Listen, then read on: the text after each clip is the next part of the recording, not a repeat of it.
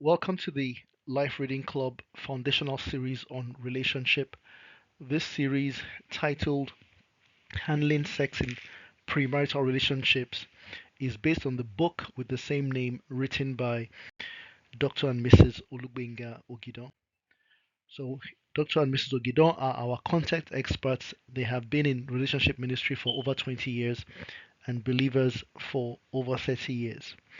They have also written other books around the issue of relationships, and together they lead a ministry outreach called Interaction with Married and Singles. So, our story today is a story of Tade and Wande, and it is titled If the Foundations Be Destroyed. It is a true story, although the names are fictitious names so as to maintain anonymity. So, the picture here shows the foundational stage of a building, and let's see how this is actually a metaphor for our story today. So Tade is a promising young man, and one day they were courting. That is, they were planning to get married eventually. Most times they met beside the church auditorium for discussion and prayers. Very good things. For a while, things were all right, but as they got closer, so time is a factor here, they occasionally gave each other just a little kiss and a brief hug, only to say good night. Gradually, it became more frequent, and unconsciously, both of them looked forward to it. Unconsciously. Um, may I add here that the fact that it is unconscious tells us that many actions that we make in relationships are not necessarily rational. At times, the body can, it's like an engine, the body can start itself, it can run if the conditions are appropriate. So they began to look forward to it. And you don't look forward to something if the thing is not there. That means they could have been preoccupied at other times in the day when they were not with each other as they thought about their meeting, not just to pray, but really the physical touch. And sometimes they were lost in each other's arms, such that it was the footsteps or voices of people coming around that would put them in check. Okay? They would immediately adjust and pretend to continue their discussion. So, another point here is it becomes an illicit action, a covert, hidden action, because somewhere in them they know that this is not appropriate. Although Wande used to feel bad about after such experiences, she did not know how to check it, and more so, she enjoyed it. After several years, they both got out of school and were happily married. Tade, the husband, became a deacon in their local church. Is it fair to say that, like they say, the end justifies the means?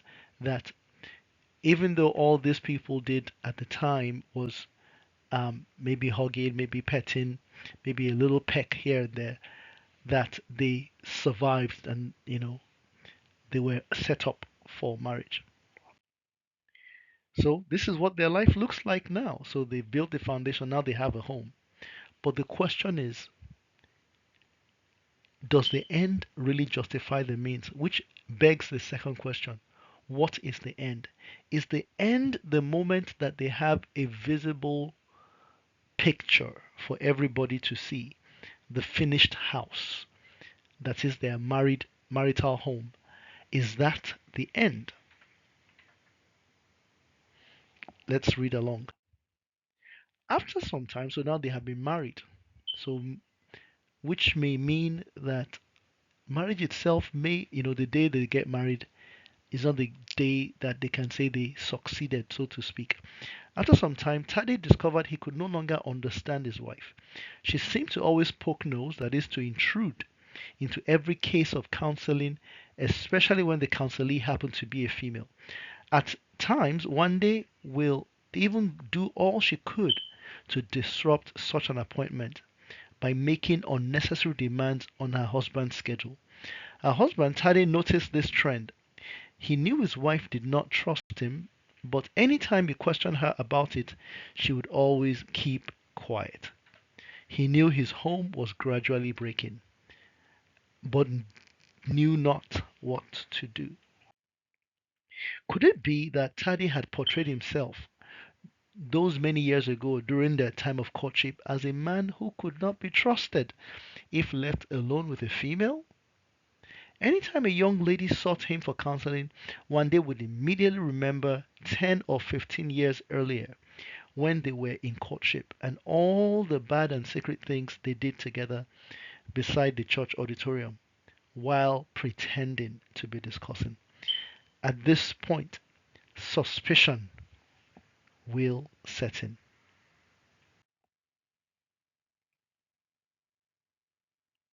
So, as you can see, there are cracks in this foundation, and the cracks happened many years during the period of courtship. And if not taken care of, those cracks, as this picture shows, may lead to a collapse of the structure. And when the structure collapses, friends, the question is who will be the casualties? I'd like you to think about that carefully. So please know that one of the strongest foundations on which marriage stands is mutual trust. Many homes are at the verge of collapse just because the foundations on which the home rested was deceitfully laid.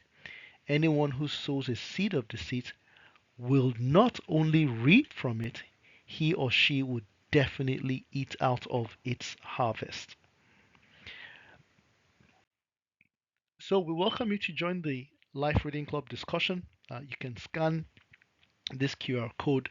It will link you to the WhatsApp group, or you can email or text Brother Joshua. That's his number, 0704 and come and participate in life changing discussions on these really important topics. Thank you.